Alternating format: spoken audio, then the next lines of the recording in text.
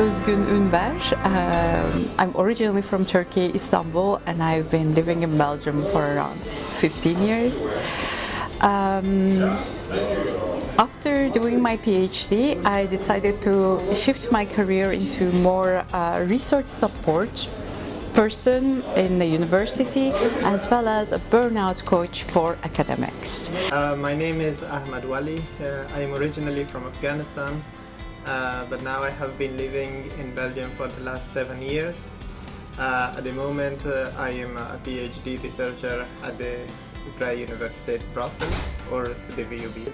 So what I did, I went myself, I applied to the university without informing the authorities or the government who was taking care of my financial situation or the social welfare office.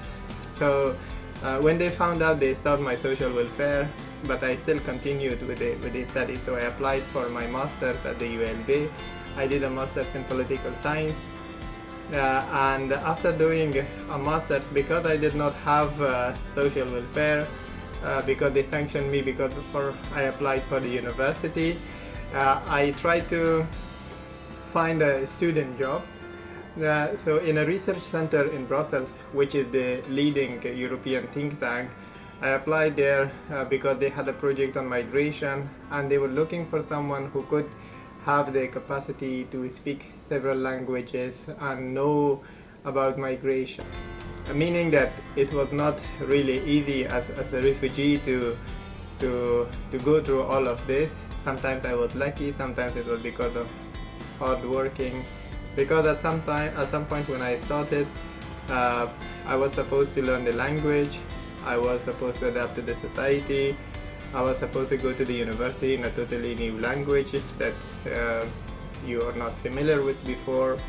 But then after a couple of years, things got a bit more better. After 3 years of working at CEPS, which is Center for European Policy Studies, I applied for about 50 positions for the PhD until I got accepted in one position here at the VUB. Now, all of these pressures and stress and everything, it brings you to a moment that you get burnout and then you don't want to do anymore. We can talk about burnout as a phenomenon that overcomes a lot of people in the society, plus or minus due to the same causes, but everyone goes through it in a different way. There are individual reasons, there are work-related reasons, because burnout is still considered as a mainly work-related syndrome, though when you look at the deeper side of it, it's always related to stress, and stress doesn't only come from work, it can come from everything else. And these symptoms can be mental, psychological, physical. They also have a lot of physical symptoms, emotional symptoms, and depending on the severity of the situation, you may find yourself unable to function in society, in your day-to-day life, in your work. Apply for several jobs. I really had to work hard because also when you're a refugee, you have to really work hard to prove yourself, because everybody is looking at you to see that how you are doing. So because there is this stereotype that refugees are not able to study, they are coming from the low education background and all of that, so everybody is looking at you, and then you feel a kind of pressure, and this pressure most of the time it makes people stop what they are doing, because you want to go back to your comfort zone, go back, stay with the refugees, with the people from your own country, and don't really bother with studying or working in very competitive environments. And also, as a refugee working on a topic that you are working like migration, not wanting to socialize with your colleagues that you loved once. You see, there's also a bit of relativeness issue there. You can't call someone who always had a distance from their work burnt out, But if there is a big change in the recent times, yes. And then finally, you have physical symptoms as well. A lot of people, unfortunately, experience sleep problems. It can be changes in your weight, your appetite, the skin breakouts even might happen, like all those kinds of stress-related stuff.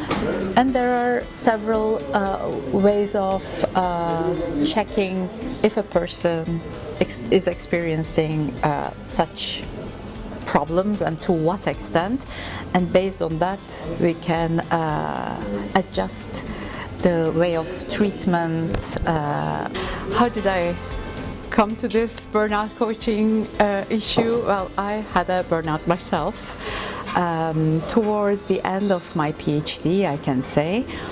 Though it is very important to always remember that burnout is not something that happens in a few weeks, in a few months. It is a build-up of chronic stress over time. Depression is a mood disorder. It's a psychological phenomenon, while burnout is an energy disorder. It does have an impact on your mood. You can have depressive feelings.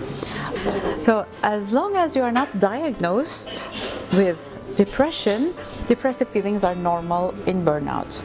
One is cognitive exhaustion. A second is emotional exhaustion.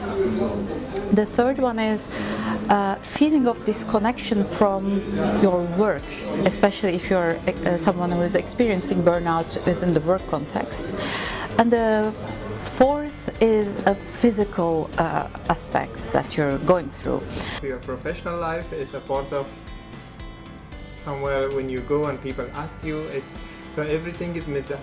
And it makes the thing that all your life is your profession and your work.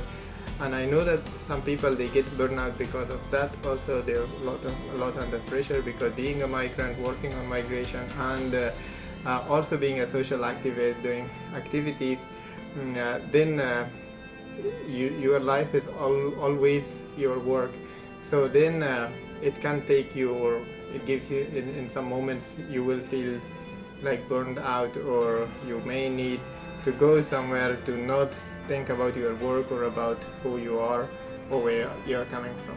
And at some point I really got disappointed, and I really wanted to stop because I thought that maybe it's not my thing, or maybe I'm not able to do work in this organization.